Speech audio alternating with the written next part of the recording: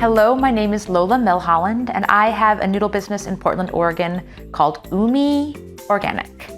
We make fresh, certified organic ramen and yakisoba noodles. I studied Japanese since I was 5, lived in Japan, and came home just completely in love with fresh noodles. I also learned that Portland is the largest wheat and barley export gate in the nation.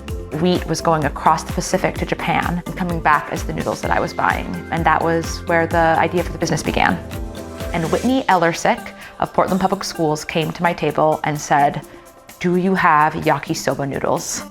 I'm Whitney Ellersick, and I'm the Senior Director for the Nutrition Services Department at Portland Public Schools. Our department has historically had a strong value in supporting our local economy, specifically Oregon foods that are grown and made here, and to introduce new Oregon foods to our students.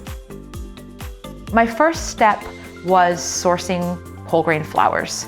And I knew I wanted to work with Camas Country Mill because they're a mid-scale mill, which means that they have enough volume of flour year-round that I would be secure in knowing I could source that flour at a volume that would work for public schools. I'm Tom Hunton, farmer and co-founder of Camas Country Mill with this lady. And this lady is Sue Hunton, and I am the co-founder with Tom of Camas Country Mill. Not everyone that's a grain grower is going to build their own flour mill, but for us, we recognize that as a critical piece of infrastructure. We wanted to keep it simple, and stone mills are pretty simple, old technology, and retain the nutrition and so on. We get to identify varieties that the best bakers in the world love, and yet we can sell that same flour to a local school district. So we developed this noodle that we loved. The next piece of the puzzle was, we have a noodle, how are schools gonna prepare it?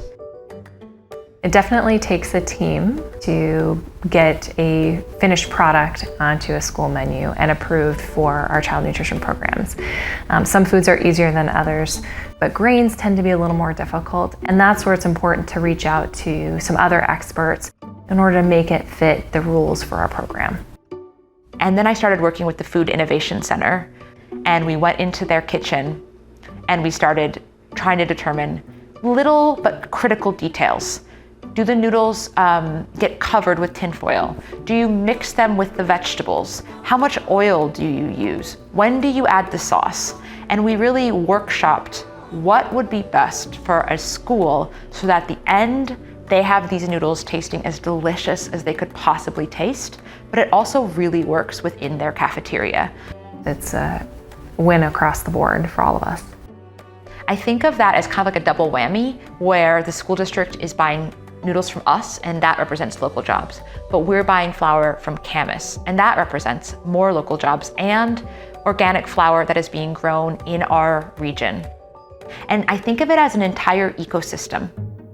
You know, there's Whitney and there's me, but we actually needed every person, from Tom with the flour, the food corps staff, the Food Innovation Center, the Department of Agriculture, the Department of Education, the people who have worked to help pass legislation so that there's extra money for schools to make purchases like mine. It's all of these different people supporting each other. Every piece of that is part of this story.